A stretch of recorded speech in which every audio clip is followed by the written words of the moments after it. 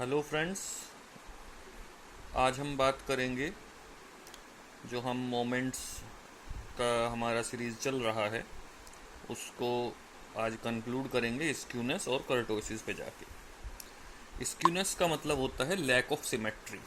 जो आप यहाँ पे देख भी रहे होंगे कि जो हमारा डाटा अगर एक तरफ किसी भी एक तरफ झुका हुआ होगा तो वो लैक ऑफ सिमेट्री होगी। अगर ये कर्व नॉर्मल आ जाए तो ये हमारी स्टेट का बेसिक एक फंडामेंटल नीड होती है, लेकिन रियल लाइफ में ये होता नहीं है। जैसे हम यहाँ पे देख रहे हैं कि ये कर्व राइट हैंड साइड पे एक टेल रख रहा है, तो इसे हम बोलते हैं पॉजिटिवली स्क्विड डिस्ट्रीब्यूशन।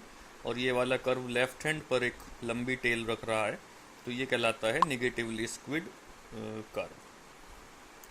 अब स्क्यूनेस के बहुत सारे टेस्ट हैं। कोई भी बुक आप जब देखेंगे तो उसमें कई टेस्ट आपको मिलते हैं, लेकिन हम मोमेंट्स के अकॉर्डिंग चल रहे हैं तो test of method of moments. तो मेथड ऑफ मोमेंट्स में skewness is equal to mu 3 upon mu 2 cube का स्क्वायर रूट। अगर आपने देखा होगा तो इसे आप कह सकते हैं कि ये अंडर रूट बीटा 1 होता है। अंडर रूट बीटा 1 मतलब कि जो अभी हमने बीटा गामा कोफिशिएंट कल निकालने सीखे थे पिछले वीडियो में, वहाँ पे इसे हम उससे कंपेयर कर सकते हैं। अब बीटेक की अगर हम बात करें तो दो तरह से न्यूमेरिकल बनता है। एक छोटा न्यूमेरिकल जिसमें वो सीधे आपको म्यू 0, म्यू 2 और म्यू 3 की वैल्यू उसने दे रखी है, म्यू 1, म्यू 2, म्यू 3 की, और कोफिशिएंट ऑफ स्क्यूनेस पूछ रहा है, जो कि 2 नंबर का एक सवाल बनता है। एक आता है कि हम पिछले वीडियो में कर चुके हैं relation between mu and mu dash, यानी relation between moments about mean and moments about A. वहाँ से वो हमें क्या करता है, जैसे यहाँ पे इसने हमें दिया mu 1 dash, mu 2 dash, mu 3 dash, mu 4 dash around A is equal to 5, और कोफिशिएंट ऑफ स्क्यूनेस पूछ रहा है। तो हमें यहाँ पे पहले म्यू 2, म्यू 3 और म्यू 3 निकालने पड़ेंगे with the help of relation between mu 2 and mu 2 dash and mu 3 and mu 3 dash, and then we will calculate the coefficient of skewness। एक बड़ा क्वेश्चन बनता है,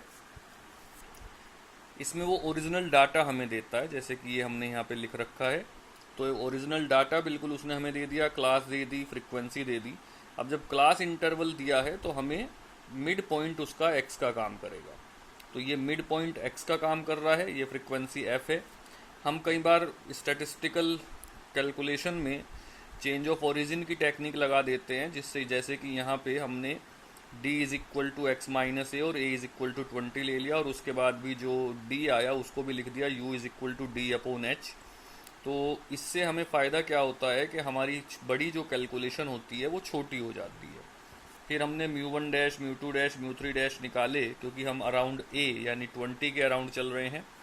फिर हम रिलेशंस यूज़ करते हुए म्यू 2 और म्यू 3 निकालते हैं, और फिर स्क्यूनेस के कोफिशिएंट के फॉर्मूले में रखते हैं, तो वहाँ से हमें कोफिशिएंट ऑफ स्क्यूनेस मिल जाता है, जो हमारा एक बड़ा क्वेश्चन बन जाता है। अगला टॉपिक है हमारा कर्टोसिस।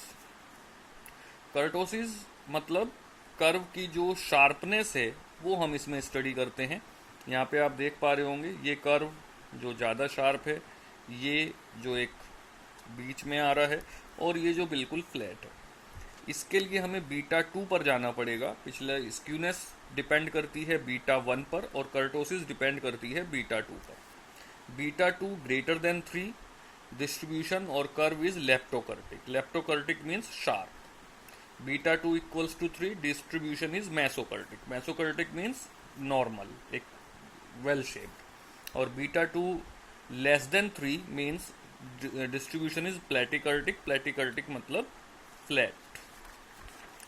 इसमें भी वही न्यूमेरिकल बनते हैं कि या तो वो सीधे हमें दे देता है म्यू 1, म्यू 2, म्यू 3 उसने हमें दे दिए, और यहाँ पे म्यू 1 डैश, म्यू 2 डैश और म्यू 3 डैश दिए हैं, जिसकी हेल्प से हम म्यू 2 और म्यू 4 निकालेंगे और फिर बीटा 2 के फार्मूले में रख देंगे। ऐसे ही फिर लास्ट जो इसका न्यूमेरिकल बनता है वो यही एक बड़ा न्यूमेरिकल बनता है, जहाँ पे उसने हमें x दिया और f दिया, और इस x और f की हेल्प से हम या तो म्यू 1, म्यू 2, म्यू 3, म्यू 4 सीधे निकाल सकते हैं। उसके लिए हमें पहले मीन निकालना पड़ेगा, लेकिन अगर मीन निकालने से बचना है तो एक अप्रोप्रिएट वैल्यू 67 हमने चूज़ की ए, और उसकी हेल्प से mu one dash, mu two dash, mu three dash और म्यू फोर डैश निकाले।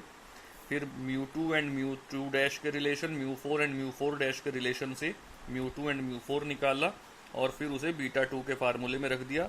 ये आ गया 3.95, that is greater than 3, hence the distribution is leptokurtic. तो ये एक आसान टॉपिक है जो आप अपनी किसी भी बुक से या पीडीएफ से पढ़ सकते हैं। Thank you very much.